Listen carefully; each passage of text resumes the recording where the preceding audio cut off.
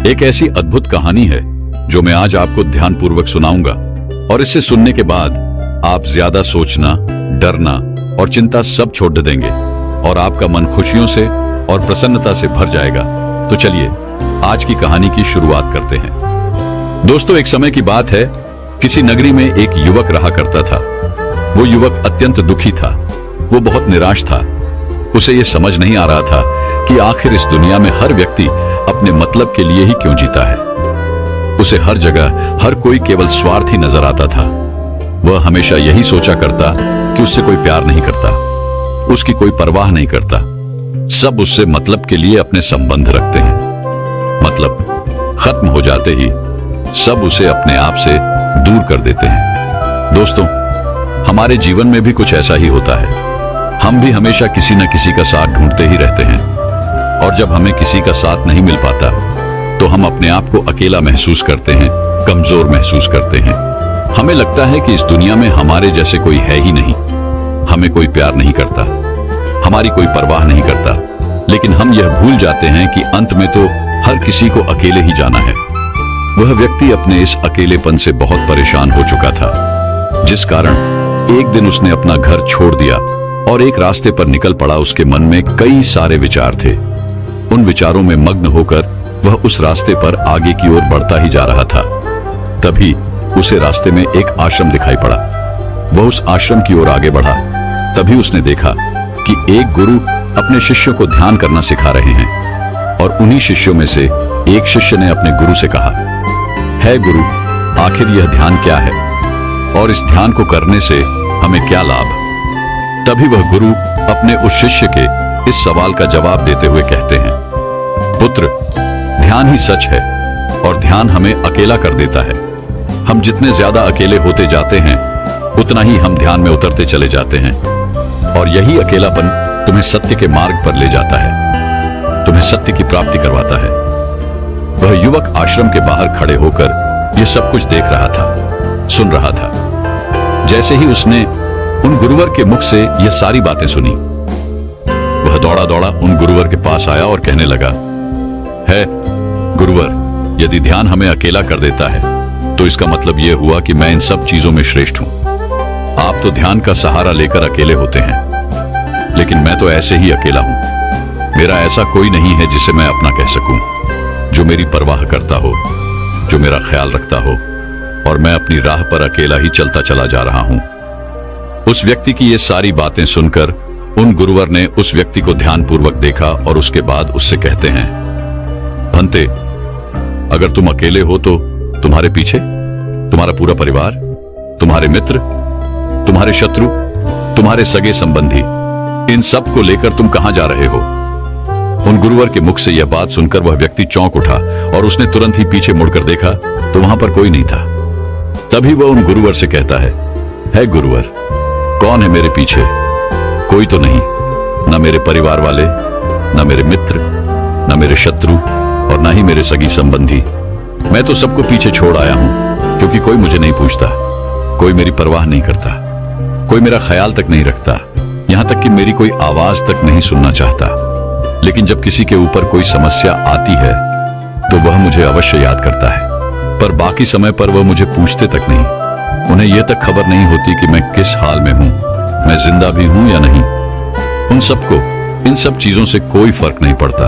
उन गुरुवर ने उस व्यक्ति की यह सारी बातें ध्यानपूर्वक सुनी और उसके बाद उस युवक से कहते हैं, भंते, तुम सही कह रहे हो, लेकिन जब तक तुम इन सभी को छोड़कर नहीं आते तब तक तुम भला अकेले कैसे हो सकते हो? वह व्यक्ति एक बार फिर से आश्चर्यचकित होकर पीछे मुड़कर देखता है और फिर उन गुरुवर से कहता है गुरुवर, यहां पर तो कोई नहीं है, मैं अकेला ही यहां पर आया हूं। लग रहा है कि आप मेरा मजाक उड़ा रहे हैं। मेरे पीछे कोई नहीं है, आप खुद देख सकते हैं, तो फिर आप ऐसा क्यों कह रहे हैं कि जाओ और इन्हें छोड़कर आओ? जब मेरे साथ कोई है ही नहीं तो मैं भला उन्हें कहां छोड़ूं, कैसे छोड़ूं? उस युवक की ये सारी बातें सुनकर वह गुरुवर मुस्कुराने लगे और उस युवक से कहते हैं, भंते, आखिर तुम मुझसे क्या चाहते हो?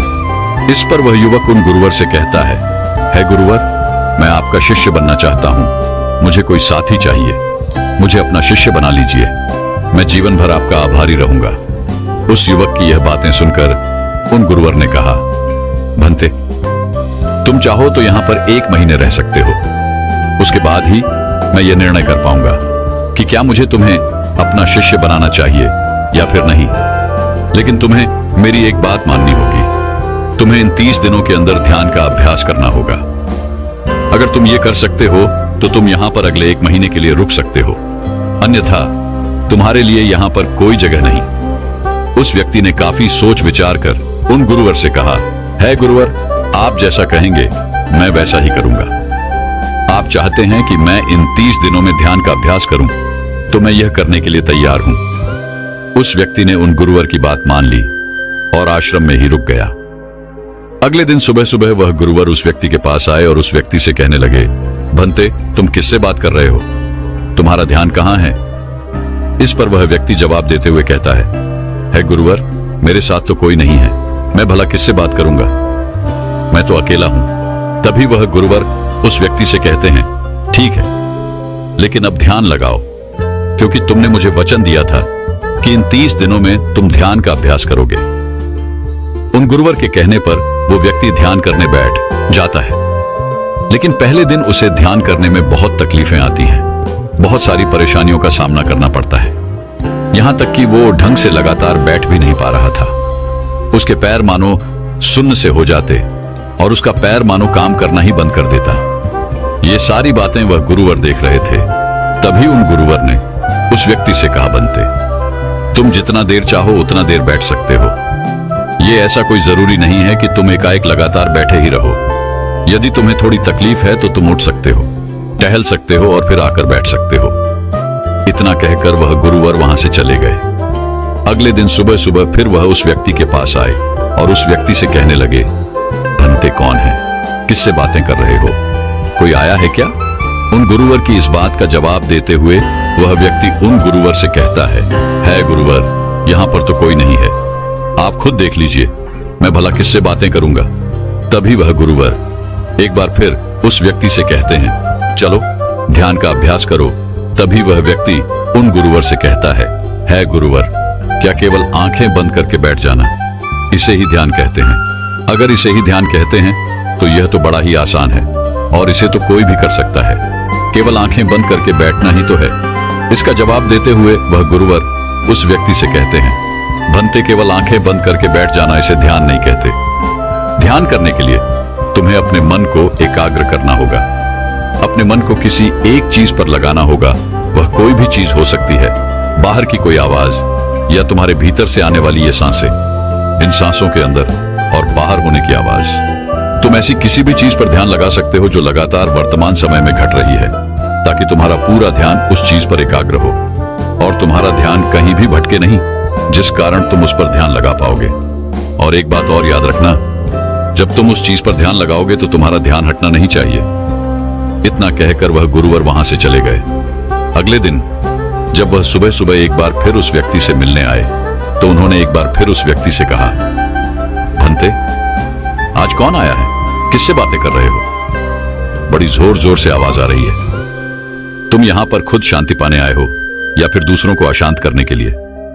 वह व्यक्ति उन गुरुवर से कहता है गुरुवर, पर यहां पर तो कोई है ही नहीं, तो मैं भला किससे बात करूंगा? यहां तक कि अभी तक मेरे मुख से एक शब्द तक नहीं निकला है, तो फिर आपको कैसे जोर जोर की आवाजें कहां से आ रही हैं? और जब मैंने एक शब्द भी नहीं बोला तो मैं भला दूसरों के लिए अशांति का कारण कैसे बन सकता हूं?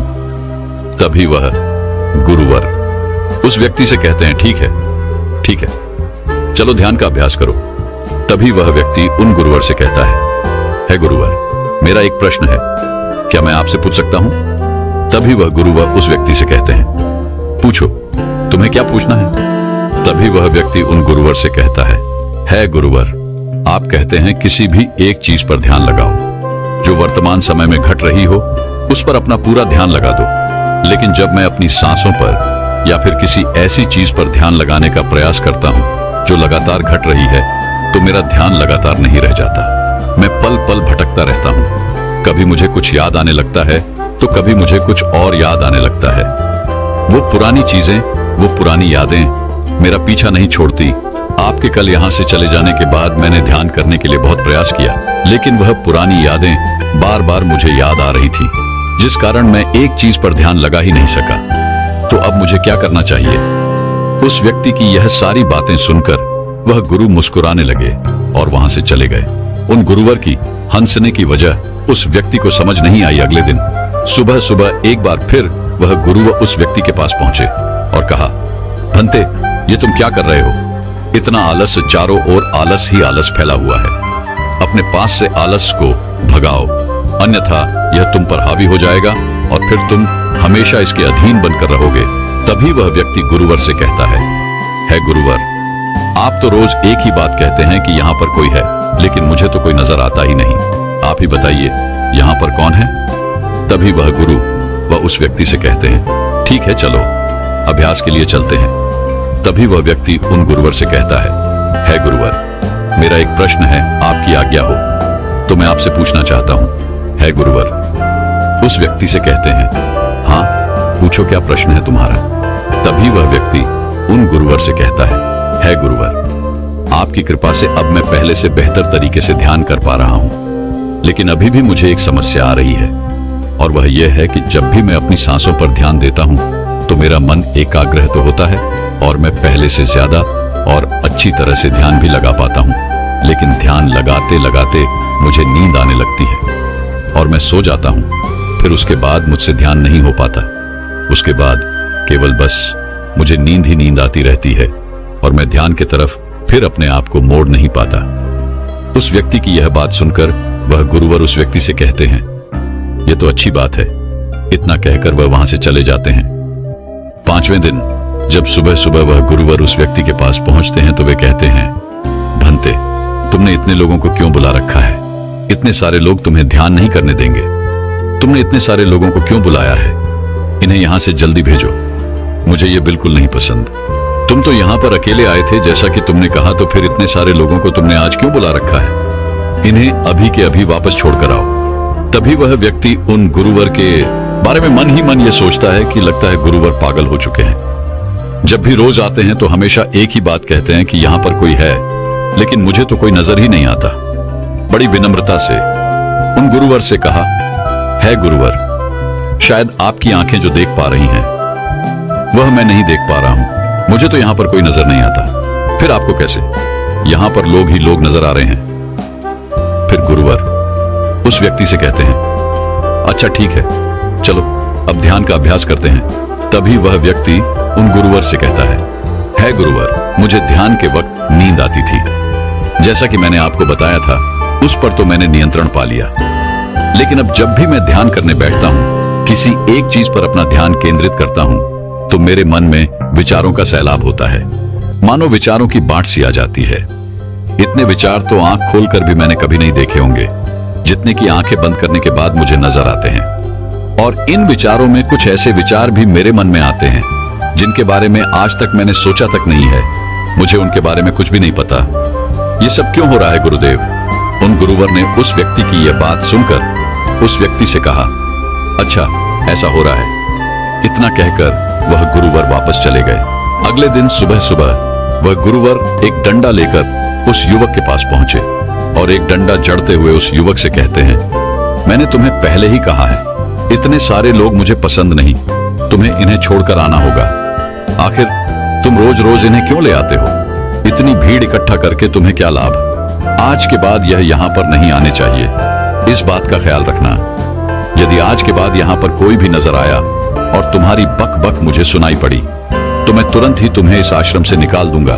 तभी वह व्यक्ति बड़ी विनम्रता से उन गुरुवर से कहता है गुरुर, मुझे तो यह समझ नहीं आता कि मुझे कोई नजर ही नहीं आता, लेकिन आप रोज एक ही बात कहते हैं कि यहाँ पर मैंने भीड़ इकट्ठी कर रखी है। जिन लोगों को भी मैंने लाया है उन्हें मुझे छोड़कर आना होगा, लेकिन मैं आपसे हर रोज एक ही बात कहता हूँ कि मुझे कोई नहीं नजर आता, ना ही मुझे कोई यहाँ पर दिखाई पड़ता है और ना ही मैं अपने मुख से एक शब्द भी निकालता हूँ, लेकिन फिर भी आप कहते हैं कि आपको लोगों की आवाजें सुनाई पड़ रही हैं। तभी वह गुरुवर है उस व्यक्ति की इस बात का जवाब देते हुए कहते हैं, क्या तुम्हारे मित्र, तुम्हारे परिवार वाले, तुम्हारे सगे संबंधी, तुम्हारे शत्रु, तुम्हारी इच्छाएं, तुम्हारी वासनाएं ये सब क्या तुमसे मिलने नहीं आते?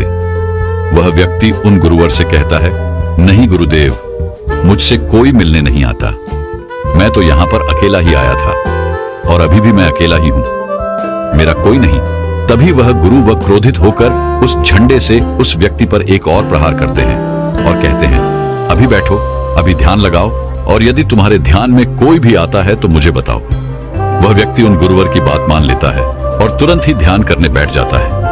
कुछ देर तक तो वह काफी शांत रहता है, लेकिन कुछ देर बाद ही वह उन गुरुवर से कहता है गुरुदेव, मेरा भाई मुझसे मिलने आया है, साथ में मेरे पिताजी भी हैं। दोनों बहुत दुखी हैं क्योंकि मैं उन्हें छोड़कर यहाँ जो चला आया हूँ। मेरे भाई की तबीयत भी कुछ ठीक नहीं लग रही। वह मुझे बुला रहे हैं। मेरे बड़े भाई की पत्नी अर्थात मेरे भाभी मेरे बड़े भाई के साथ अच्छा व्यवहार नहीं कर रही, और तो और मेरी प्रेमिका भी आई हुई है। वह मुझसे पूछ रही है कि क्या तुम मुझसे शादी करोगे या फिर मैं किसी और से शादी कर लूं। वह भी बहुत दुखी नजर आ रही है। और इतना ही नहीं, मेरे कुछ मित्र भी पीछे खड़े हैं जिनसे मैंने कुछ कर्जे लिए थे। आज वो मुझसे अपना कर्जा मांगने आए हैं। मुझे धोखेबाज कह रहे हैं, मुझे अपशब्द बोल रहे हैं, और वो साथ में मेरे कुछ शत्रुओं को भी लाए हैं। लेकिन मेरे शत्रु मुझे मारना नहीं चाहते। वह तो यह कह रहे हैं कि तू तो पहले से ही मरा हुआ है, तुझे और क्या मारना। इतना कहकर वह व्यक्ति कुछ देर के लिए शांत हो गया, लेकिन उसी के बाद फिर कुछ देर बाद वह एक बार फिर से उन गुरुवर से कहने लगा है, गुरुवर, अब मेरे पास एक बहुत बड़ा घर है, इसे मैंने खरीद लिया है। मैं, मेरे पिता, मेरी माता, मेरा भाई, मेरी भाभी सभी इसमें बहुत मिलजुल के रह रहे हैं। हम बहुत खुश हैं। मैं अब अपने मित्रों से अत्यधिक अमीर हूं। मेरे पास बेशुमार धन दौलत है, और तो और मैंने अपनी प्रेमिका से शादी भी कर ली है और इसका जश्न मना रहे हैं। इतना कहकर वह व्यक्ति एक बार फिर शांत हो गया और फिर कुछ देर बाद और फिर एक बार उन गुरुवर से कहता है गुरुवर, मुझे कोई मारने का प्रयास कर रहा है। लगातार वो मुझ पर प्रहार कर रहा है। मैं उसका चेहरा देखने का प्रयास कर रहा हूं, लेकिन मुझे उसका चेहरा नजर नहीं आ रहा। इतना कहते कहते वह उन गुरुवर से कहता है, गुरुदेव, ये तो आप हैं जो मुझे मार रहे हैं, और यह भी कह रहे हैं कि इतनी भीड़ को लेकर क्यों आए हो और इन्हें लेकर कहां जा रहे हो। मेरे साथ तुम्हें अकेले ही चलना होगा। इतना कहकर वह व्यक्ति ध्यान से उठ गया और उनको रुके चरणों में गिर पड़ा और उनसे कहने लगा, है गुरुदेव, आप सही थे। आप जो हमेशा कहते थे कि इस भीड़ को लेकर मैं कहां जा रहा हूं। आप हमेशा यही कहते थे कि इन सबको छोड़कर आओ, लेकिन मुझे कोई नजर नहीं आता था। लेकिन आज मैंने उन सबको देख लिया जिन्हें मैं अपने साथ लेकर आया था, जिन्हें मैं अपने साथ लेकर घूम रहा था। हर कोई मेरे साथ ही है, मेरे पास है। लेकिन मैं ये सोच रहा था कि आखिर मैं इतना बेचैन क्यों हूं और मेरी बेचैनी की वजह क्या है। उस व्यक्ति की यह सारी बातें उन गुरुवर ने ध्यानपूर्वक सुनी और उसके बाद वो वहां से चुपचाप उठकर चले गए। उसके बाद से वो गुरुवर उसके पास कभी नहीं आए।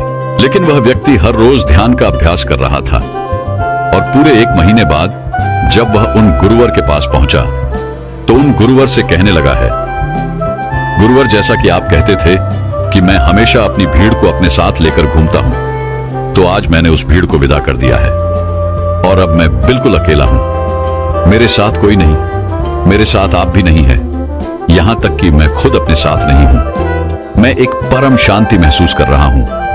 अब मुझे ऐसा प्रतीत होता है कि अब मेरे जीवन में कोई समस्या नहीं है, कोई समाधान नहीं है। मैं बहुत हल्का महसूस कर रहा हूं, मैं बहुत अच्छा महसूस कर रहा हूं, और इस शांति में जो आनंद है इसका क्या कहना।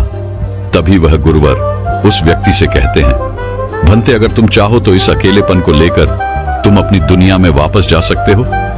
अव्याधि, तुम उस संसार में वापस भी लौट जाओ।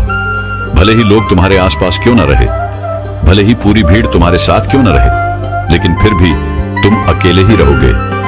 फिर चाहे वह तुम्हारे रिश्तेदार हो, सगे संबंधी हो, परिवार वाले हो, तुम्हारे मित्र, तुम्हारे शत्रु, तुम्हारी भावनाएं या फिर तुम्हारी प्रेमिका, इन सब के साथ रहकर भी तुम पूर्ण रूप से अकेले ही रहोगे। और इतना ही नहीं, तुम्हारे जीवन में जब भी कोई बुरी परिस्थितियां आएंगी तब भी तुम बिल्कुल अकेले और शांत रहोगे, और तुम हर परिस्थितियों का समाधान निकालने में भी अब पूरी तरह सक्षम हो चुके हो। और यदि अब तुम चाहो तो मैं तुम्हें अपना शिष्य बना सकता हूं, क्योंकि हो सकता है तुम्हें यह लग रहा हो कि यह 30 दिन तो पूरे खत्म हो चुके, लेकिन ध्यान का मार्ग अभी शुरू हुआ है। और याद रहे कि अभी तो बहुत कुछ सीखना है, जानना है, लेकिन कुछ रखना नहीं है। यह मार्ग अभी शुरू हो रहा है और यह मार्ग अति लंबा है, और इस मार्ग की शुरुआत शांति से ही होती है। तभी वह व्यक्ति उन गुरुवर को प्रणाम करता है और उनसे कहता है, हे गुरुवर, मैं अपने घर वापस लौटना चाहता हूं, अपने उस संसार में वापस जाना चाहता हूं, ताकि मैं अपनी जिम्मेदारियों को निभा सकूं और साथ ही साथ इस मार्ग पर भी आगे बढ़ सकूं। यदि आपकी आज्ञा हो। इतना कहकर वह व्यक्ति शांत हो गया। तभी वह गुरु मुस्कुराने लगे और उस व्यक्ति से कहते हैं, भंते मन शांत हो तो सब हो सकता है। तुम संसार में रहकर भी अकेले रह सकते हो, लेकिन एक बात याद रखना कि हमें सीखना बहुत कुछ है, जानना बहुत कुछ है, लेकिन रखना कुछ भी नहीं। अब तुम जा सकते हो, तुम्हारा कल्याण हो। तो दर्शकों, चलिए अब ज्यादा सोचने के ऊपर अगली कहानी की शुरुआत करते हैं। संपूर्ण मानव जाति एक दौड़ में लगी हुई है, एक ऐसी दौड़ जो कभी पूरी नहीं होती, जो उसके जन्म के साथ शुरू होती है और मरने तक उसका पीछा नहीं छोड़ती। लेकिन क्या कभी आपने ध्यान दिया है कि यह दौड़ किस चीज की है? जरा ठहरकर खुद से पूछिए कि आप किसके पीछे दौड़ रहे हैं, और वास्तव में क्या यह दौड़ कभी पूरी हो सकती है? जिन भौतिक सुख सुविधाओं को इकट्ठे करने में इंसान लगा रहता है, क्या वास्तव में वो भौतिक सुख सुविधाएं उसे शांति या फिर आनंद प्रदान कर सकती है? सिकंदर ने मरने से पहले अपने सभी मंत्रियों को कहा था कि जब मेरी अर्थी उठाई जाए तो मेरा शरीर ढका हुआ नहीं होना चाहिए, मेरी हथेलियां खुली होनी चाहिए, ताकि सारी दुनिया यह देख सके कि जो सिकंदर पूरी दुनिया को जीत सकता था, वो भी अपने साथ कुछ नहीं ले जा सका। उसके हाथ खाली के खाली रह गए। लेकिन जीवन की बागडोर ऐसी होती है कि उसे कभी ठहरने का वक्त ही नहीं मिलता। कभी वह सोच विचार ही नहीं करता कि जीवन का सबसे बड़ा सुख क्या है, और इसके विपरीत जीवन का सबसे बड़ा दुख क्या है। सुख सुविधाएं तो बहुत लोग इकट्ठा कर लेते हैं, लेकिन सही मायने में उसका भोग कितने लोग कर पाते हैं? वही भौतिक वस्तुएं जो उसने अपने आनंद, अपनी शांति के लिए संग्रहित की थी, वही सुख सुविधाएं उसके दुख का कारण बन जाती हैं। जब पैसा नहीं कमाया था तो पैसा ना होने का दुख था, और जब पैसा कमा लिया तो वही पैसा उसके बच्चों के लिए या उसके लिए झगड़े का कारण बन जाता है। तो फिर कैसे सुख सुविधाएं, किन चीजों के पीछे आप भाग रहे हो? आज की जो कहानी मैं आप लोगों को सुनाने वाला हूं, उसमें आपको जीवन का सबसे बड़ा दुख और सबसे बड़ा सुख पता चलेगा। इससे पहले कि आप इस कहानी में खो जाएं, इस चैनल को सब्सक्राइब जरूर कर लें। तो चलिए कहानी शुरू करते हैं। अपनी गरीबी के दिन याद करके सेठ धनानंद की आंखों में आंसू आ गए। आज उसने जीवन में सब कुछ हासिल कर लिया था। सारी सुख सुविधाएं उसके पास थी। घर में नौकर चाकर थे, हजारों लोग उसके नीचे काम करते थे, जो उसकी एक आवाज पर उसके पास खड़े होते थे। लेकिन फिर भी आज सब कुछ हासिल कर लेने के बाद भी वो दुनिया में अपने आप को सबसे गरीब आदमी समझ रहा था। आखिरकार अपनी गरीबी के दिन याद करके उसकी आंखों में आंसू आ गए। उसके पास कुछ नहीं था, लेकिन तब भी वो प्रसन्न रहता था। लेकिन आज सब कुछ होने के बाद भी वो प्रसन्न नहीं था। और दुनिया में वही आदमी सबसे गरीब होता है जो सब कुछ होते हुए भी अकेला महसूस करता है। उसे एहसास होने लगा था कि धन संपदा या भौतिक सुख सुविधाएं उसके मन की पूर्ति नहीं कर सकती। लेकिन अब तो बहुत देर हो चुकी थी। उसका पूरा जीवन बीत चुका था। अब पूरे जीवन की कमाई उसे व्यर्थ लगने लगी। उसे लगने लगा कि उसने जो कुछ कमाया वो सब यूं ही था, व्यर्थ था। ये एहसास उसे जीवन में पहले कभी नहीं हुआ था। काश उसे ये एहसास पहले हो गया होता तो वह ठहर जाता, रुक जाता, रुककर चिंतन करता कि जो चीज वह इकट्ठी कर रहा है, क्या वास्तव में वह इकट्ठी करने लायक है? अगर उसे यह बात पहले पता चल गई होती तो वो अपने जीवन में सार्थकता खोजने की कोशिश करता। वो उस रहस्य के बारे में खोज करता जो उसके मन की पूर्ति करता, जो उसका अकेलापन दूर करता, जो उसके जीवन को संपूर्ण बना देता। उसने अपने दोनों बेटों को अपने पास बुलाया और उन्हें जीवन की सीख समझाने की कोशिश करने लगा। सेठ ने अपने बेटों से कहा कि बेटा, मेरे को तो जीवन में कोई बताने वाला नहीं था, सही रास्ता दिखाने वाला कोई था ही नहीं, इसलिए मैं उस रास्ते पर चलता रहा जिसका कोई अंत नहीं था। और आखिर में पहुंचकर मुझे महसूस हुआ कि जितना रास्ता मैं तय करके आया हूं उतना ही रास्ता बाकी और है। शायद मैं गलत रास्ते पर निकल पड़ा था और अब इतना समय नहीं बचा कि मैं नए रास्ते पर फिर से नया सफर शुरू करूं। उसने अपने दोनों बेटों से कहा कि बेटा, पता है दुनिया में सबसे बदनसीब आदमी कौन होता है? वो जिसके पास सब कुछ होते हुए भी कुछ नहीं होता, जो अपने आप को सब कुछ होते हुए भी अकेला महसूस करता है। भला इससे बड़ा दुख, इससे बड़ी बदनसीबी और क्या हो सकती है? ये सुनकर उसके बड़े बेटे ने कहा कि पिताजी, सब कुछ तो आपके पास है, धन संपदा, पूरा परिवार, सारी खुशियां आपके पास है, लेकिन फिर भी आप अपने आप को बदनसीब क्यों समझते हैं? उसका बड़ा बेटा वह नहीं समझ पा रहा था जो उसके पिता उसे समझाने की कोशिश कर रहे थे। फिर भी उसने अपनी बात को समझाने की कोशिश करते हुए कहा, अभी तुम्हें लगता है कि जीवन में तुम्हारे पास सब कुछ है। मुझे भी तुम्हारे उम्र में ऐसा ही लगता था, लेकिन अब मैं बूढ़ा हो चला हूं। कुछ समय बाद मेरी मृत्यु भी नजदीक है और अब मुझे एहसास हो रहा है कि दुनिया में तो सब कुछ पीछे छूट जाता है। घर, परिवार, रुपया, पैसा, धन संपदा, सब कुछ यही रह जाता है और आखिर में मेरे साथ जाएगा क्या? क्या मैं दुनिया में सबसे अकेला इंसान नहीं हूं? क्या मैं दुनिया का सबसे बदनसीब आदमी नहीं हूं, जिसके पास सब कुछ होते हुए भी वह अपने साथ कुछ भी नहीं ले जा सकता? सेठ के बेटे ने सेठ से सवाल पूछा कि पिताजी, फिर दुनिया में क्या इकट्ठा करना चाहिए?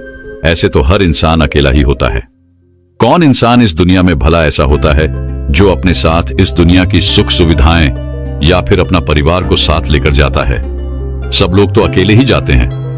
फिर तो दुनिया में हर एक आदमी बदनसीब ही हुआ। यही सवाल सेठ के मन में भी उठ रहा था, लेकिन उसके खुद के पास इसका कोई जवाब नहीं था, तो वह अपने बेटे को भला इसका क्या उत्तर देता। इसीलिए उसने अपने बेटे से कहा कि बेटा, मैं खुद इस सवाल का जवाब तलाश रहा हूं।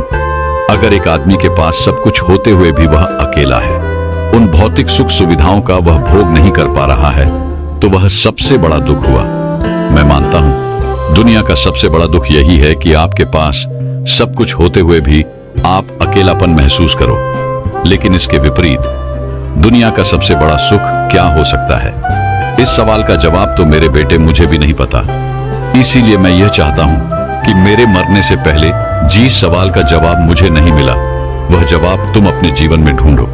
और यकीन मानो, अगर तुमने अपने जीवन में इस सवाल का जवाब ढूंढ लिया तो तुम दुनिया के सबसे सुखी इंसान कहलाओगे।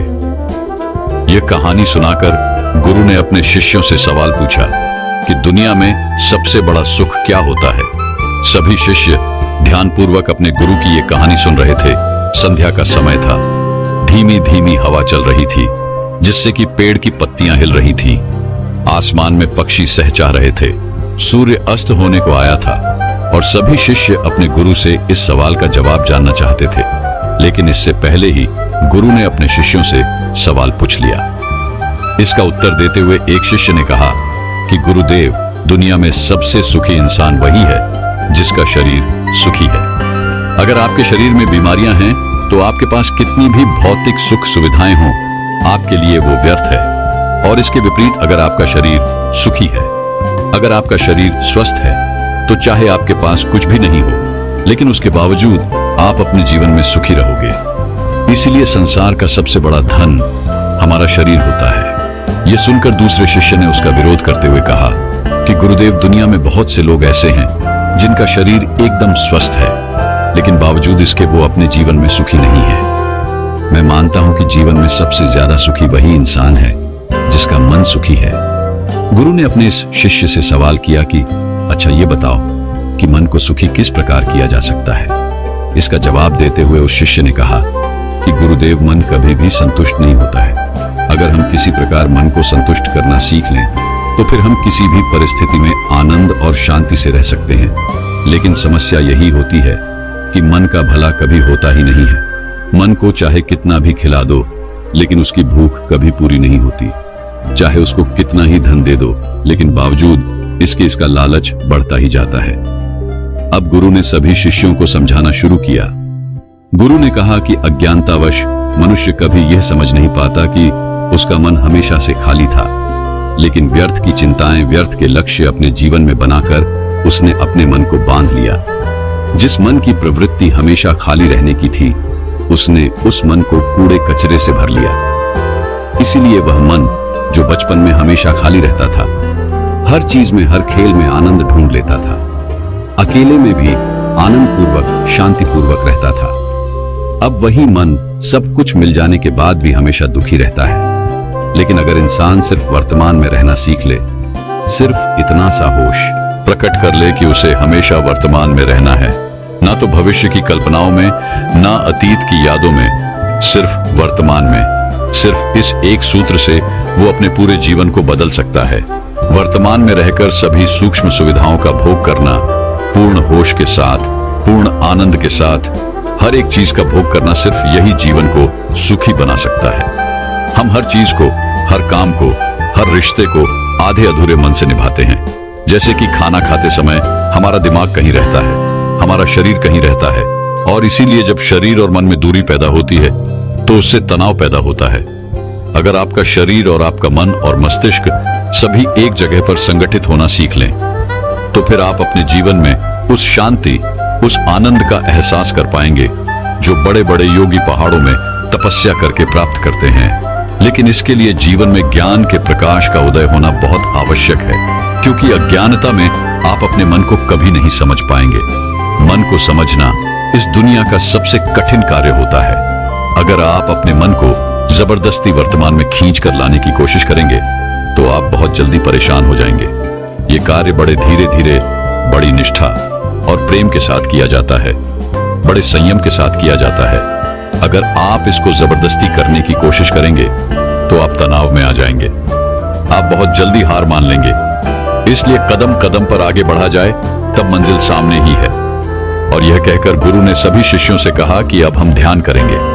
ध्यान करने से मनुष्य का मन, उसका मस्तिष्क वर्तमान में स्थापित होना सीख जाता है। धीरे धीरे प्रतिदिन ध्यान का अभ्यास करने से वह उस आनंद और शांति का अनुभव कर पाता है जो सांसारिक वस्तुओं में कहीं नहीं मिलता, जो किसी भौतिक सुख सुविधा में नहीं मिलता।